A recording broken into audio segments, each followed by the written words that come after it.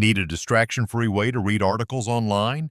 In this tutorial, I'll show you how to enable and use the Speedreader feature in Brave browser along with the customization options that make reading more comfortable. First, open Brave browser on your computer.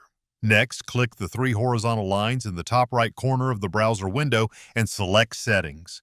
Once you're in the Settings page, look at the menu on the left side and click Content. Scroll down until you find the Speedreader section. Here you'll see two different toggle switches.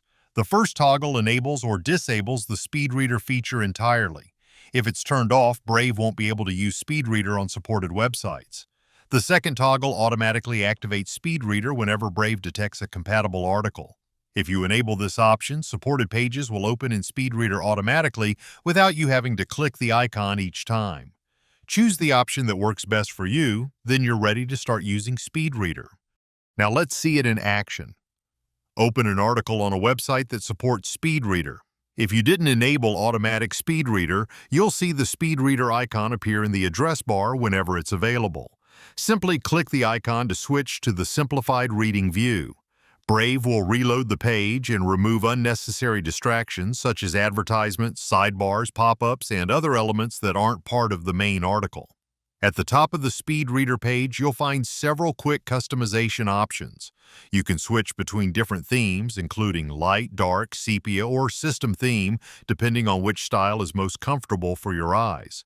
You can also change the font used for the article to match your reading preference. Another option lets you choose between a narrow or wide content column, allowing you to decide how much of the screen the article should use.